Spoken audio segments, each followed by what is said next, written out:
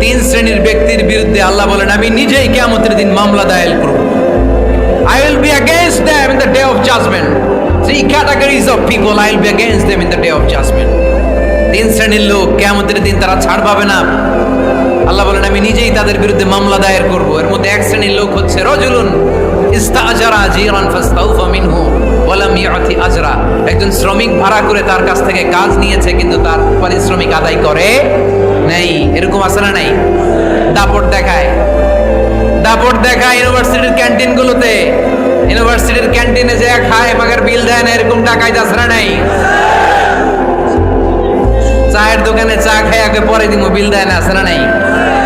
দোকানে যে পণ্য কিনে বিল দেয় না, পরে দিমু, আছে না নাই? কিয়ামতের দিন আল্লাহ তোরে মাস্তানি ছুটাবে, চিল্লা এখন ঠিক কিনা? আনা খাসমুহুম, আমি নিজেই তাদের বিরুদ্ধে মামলা দায়ের করব। কথাটা কার?